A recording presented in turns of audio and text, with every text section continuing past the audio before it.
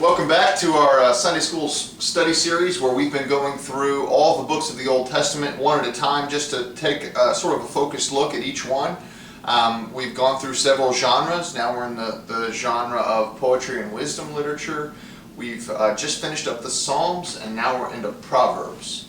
My name is John Flug. I'm the teaching elder here in Winsboro, Texas. This is James Spurgeon. He's one of the ruling elders here at First Presbyterian Church. And so, Proverbs, James. As we get started today, let's start with who wrote Proverbs? Who wrote the book? Well, most of the Proverbs are attributed to Solomon. And how many he wrote himself, how many he collected, because he was sort of a connoisseur of Proverbs. He collected Proverbs. He put many of them together. Well, most of them are attributed to Solomon in that way. And then there were some more of his Proverbs that were collected and added on later after he was gone, as well as some Proverbs from some other people. So when you have Proverbs, you have really a collection of the wisdom of the Hebrew people. Okay. That is founded upon Solomon, Solomonic. Did I say that right? Yeah, Solomonic. Solomonic wisdom. Okay. Well, what is a proverb exactly, and what makes it different? You know, we're just coming out of the Psalms. What makes a proverb different than a Psalms? What is it in its very nature? Proverbs are truisms or pithy sayings, and they're meant to impart wisdom, whereas the Psalms are prayers, petitions, confessions, hymns. The Psalms are about worship. And in the Psalms, we see where all of life can be incorporated into worship. In the Proverbs, we see where our worship and our God-centered life has a practical effect on everything that we do. So it's more about practical living in Proverbs. Okay. All right. Well, let me ask you a question, John. Okay. In the Hebrew culture, what role does wisdom play? Well, that's a good question. You know, a lot of the ancient cultures had different sets of values. They would, the Greeks would value logic, and the Spartans, they would value a warrior culture. Well, wisdom was an important piece in the Hebrew culture. You may even say it was one of the chief values, if not the chief value of the Hebrew culture. As we look to the heyday of the Hebrews, which was with King Solomon as king over Israel, the virtue he was most known for around the world was wisdom. And so wisdom was important to the Hebrew people, and this being their wisdom book, at least their primary wisdom book, they would have looked to Proverbs, certainly. The Queen of Sheba came to test Solomon. Was that in Kings or Chronicles? I can't remember. Yeah, in the history, that's right. And so yes. The whole world knew of the wisdom of the Hebrew yes. people. And we can even see that throughout the history of Israel. Israel, though they've been a relatively small people, a relatively small nation on the world scale, they have been known for being very, very shrewd, very wise in their dealings, very healthy people. And the reason is because they have this divinely imparted wisdom that they take very seriously.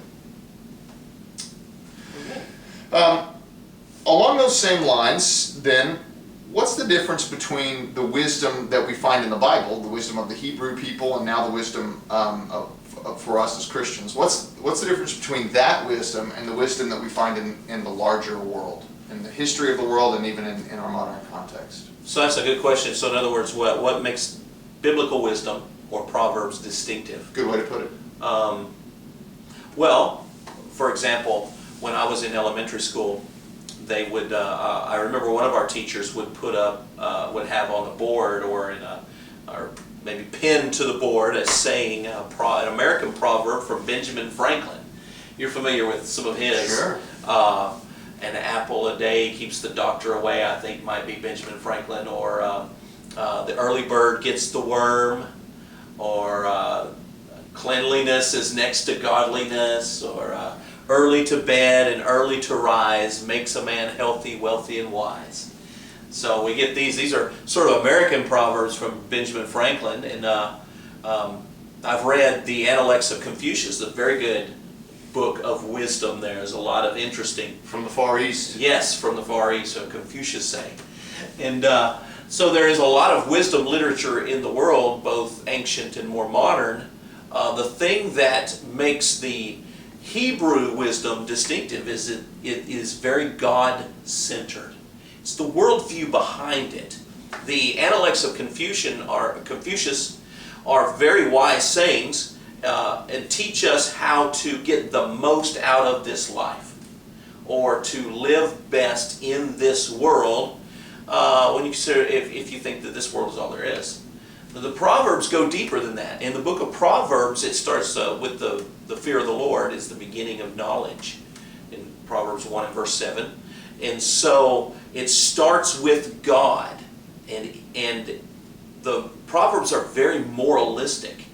There is a way to live morally before God, and this is the best way to live. So we understand, we make the mistake sometimes of looking at the Proverbs as if they are promises. Train up a child in the way he should go, and when he is old, he will not depart from it. Well, how many people do we know, how many parents do we know who are exasperated and say, I raised my child in church and taught him the things of God, and when he got older, he just went astray. And we have to understand that the Proverbs are not guarantees, 100% guarantees. They are truisms, okay? When we view them that way, we understand that the Proverbs have their wisdom. Does that make sense? Have I gotten off topic on your question? No. I think you're still on track. The Proverbs are very God-centered, and so they're always pointing us back to God. There's a wisdom of this world. But Proverbs points out to us that there's a way that seems right unto a man, but the end thereof are the ways of death. So do you think that that the worldly proverbs that we've faced, both modern and historical, worldly proverbs, not in the Bible, they would have here and now in mind? Right. And the proverbs of the Bible would have more of an eternal view in mind? In fact, they sort of prepare us for Jesus. When Jesus comes and starts, for example, you've been preaching through the Beatitudes. The meek shall inherit the earth, right? Right. Well, okay, so many of the things, in fact, most of what Jesus says makes no sense at all if this life is all that there is. But what Jesus is pointing us to is that this life is not all that there is. So while I pointed out that the Proverbs don't always work out the way that they say, and we'll see that when next week when we do Ecclesiastes, because the writer of Ecclesiastes kind of points that out. Like the anti-wisdom. Yeah. Yes. But viewed from the perspective of eternity, we are always better off and well off to have followed the Proverbs, even if they don't work out perfectly the way that we hoped. Does that make sense? Sure. Absolutely. Absolutely. Okay. Let me ask you another question.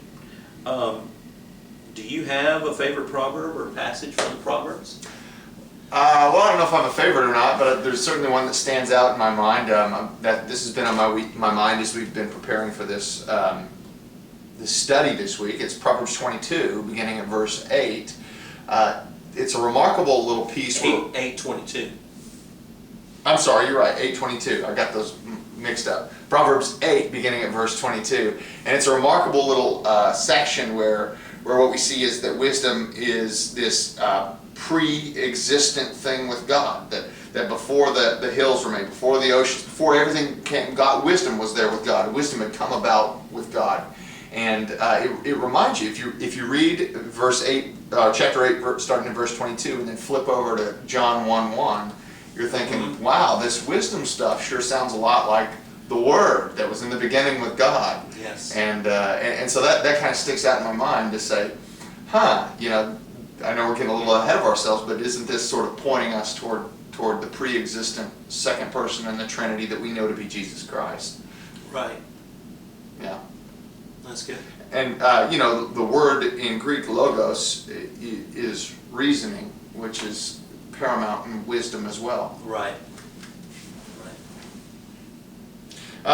What are some of the James, what are some of the practical ways that Proverbs have been used in history, and some of the practical ways that we can continue to use them or should continue to use them? Well, you'll see sometimes over archways, the fear of the Lord is the beginning of wisdom. Yeah. These Proverbs. Especially like libraries and our religious institutions of learning. Yes, yes. And that's Proverbs 9:10 or 10:9. I'm having the same dyslexia John had a minute ago. But you'll see where these Proverbs have been used in that way. And I really do wish that I had used Proverbs more in bringing up my children. I still have children, obviously. But I think if we could think of ways to incorporate the Proverbs into our children's minds as they're growing up, just to teach them. I wish that there could be a proverb from Proverbs up on the blackboard every day when the kids go to school. Teaching them that the way to view the world, because Proverbs teaches us a worldview. Proverbs teaches us godly living in a very practical way, and I wish that we could incorporate that in where our children could grow up being grounded in that foundation of the Proverbs, because I think it would lead to better lives. Okay. Well, especially here in our church, that's something we can deal with here. Maybe we should begin to think about how do we incorporate those Proverbs. Okay. At least something to think about. What does the Christian take away from Proverbs? Well, for the Christian, the Proverbs are they're everyday practical living, and so I think that when God gives us the Proverbs, it kind of shows us God doesn't treat us as automatons. God doesn't treat us as robots. God doesn't spell out for us every decision we should make. Now, a lot of times Christians are concerned about finding the will of God. Is it the will of God that I take this job or this job? Is it the will of God that I buy the new car or keep my old car? Is it the will of what is the will of God for given situations? And God doesn't give us specific answers to those questions. God gives us a book of wisdom called Proverbs.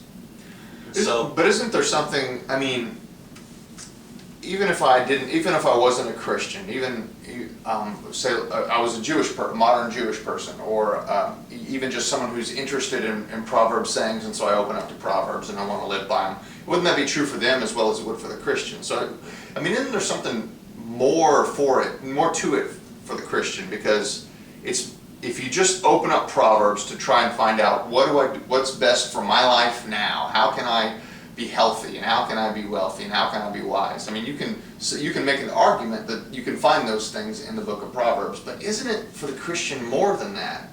I mean, aren't we ultimately trying to find the chief wise decision in our life, which I would argue for the Christian that the chief wise decision that we have is to put our faith in Jesus Christ, and that all of the wisdom decisions flow from that. So if all we get is moralistic living, we've missed the point. Right.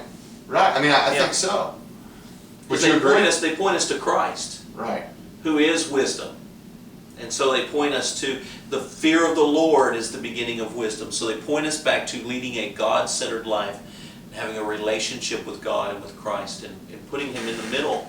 We need Christ at the center of our lives. And I'd argue, I just want to spend maybe a little bit more time on this point, because it's so important. There are so many people nowadays who, going to Barnes & Noble and the Christian section, and this is what a vast section of the Christian section in Barnes & Noble is basically moralistic living. You can pick up a book about moralistic living and it's got Bible verses attached to it, but it's not necessarily centered in the person of Jesus Christ. And we see this in Your Best Life Now, Joel Osteen, or you could probably name off a lot of the modern Christian authors who want to, and there's not necessarily anything wrong with teaching people how to live well, but it's not particularly Christian. Does that make sense? Right. Jesus didn't come to teach us how to have our best life now. Jesus came to call us to take up our cross and follow Him, to have our best life in the next life. So what role do you think these Proverbs play in light of that? Well, I think that if they point us to Christ and help us to understand, it's hard to preach the message of Christ if we don't have some semblance of Christian living in us. There has to be some practical holiness in our lives, some practical wisdom living in our lives to authenticate the message of the gospel. And so in that sense, I think that they're helpful. In other words, so we could live into the Proverbs as a response to Jesus Christ and not in order to get a life that's healthier, wealthier. And the Proverbs themselves point us to Christ in that they focus us in on God as the center of our lives. And of course, our only way to God is through Christ. And so in that sense, we need the fear of the Lord in our lives. And in that sense, they point us back to Psalms. In fact, the fear of the Lord is the beginning of wisdom. That's a quotation from Proverbs and also from Psalm 110. Right. And so, in that sense, the Proverbs point us back to Psalms and all of life being about worship and all of life being centered in Christ and the gospel. Okay. Well, as though we needed to ask this question, but I'll give you the opportunity to add any more to it that you like. Where do we find Jesus in the Proverbs? Well, Jesus is wisdom personified. And you think about Solomon pictured Christ in that way. And Jesus is, when we're seeking wisdom, in a very real sense, we're seeking Christ. So maybe that kind of answers the last question too. Sure. But when we're rightly seeking wisdom. When we're rightly seeking wisdom, we're seeking Christ. Proverbs, you can divide the book of Proverbs up. Proverbs is, first 9 chapters are extolling the virtues of wisdom, why we should have wisdom in our lives. And so that's pointing to Christ. We need wisdom. There's the opposite of wisdom, which is where we would tend to go. And then there's wisdom where we need to go. Well, there's in our hearts, we're born in sin and astray from God and constantly seeking anything other than God. But when God's grace comes, He turns us to seek Christ. And so then you got the practical chapters through the early 20s, the second section, about practical everyday wisdom. And then the end of the book looks back and points out the blessings of wisdom and living the wise life. And so if we put Christ into all of that, Christ is who we should seek. Christ is our life. For us to live as Christ. He's our daily living. That our lives should be centered around Christ. And then there is a blessedness that comes from living a life centered around Christ. Mm-hmm. So maybe we could look at it that way. Okay, very good. Next week is Ecclesiastes, and that's an interesting book as well. Just to give you a little teaser, it's attributed to Solomon later in his life than when Proverbs is written, and he's sort of got a different perspective then. And so it's interesting. We'll look forward to hearing about that next week. But for today, let me close this in a word of prayer. Our great and gracious God, we know that you are indeed the source of all wisdom, and so we thank you that you have revealed to us the wisdom that we have in the book of Proverbs. We ask that you would change our hearts so that they desire Jesus Christ above all, and that in a response to that desire for Christ, we may live into the wisdom that you have laid down to us in these Proverbs in the Old Testament. Thank you for your word and all the ways that you've revealed it to us, and especially in the way that you revealed it to us through Jesus. In his name we pray. Amen.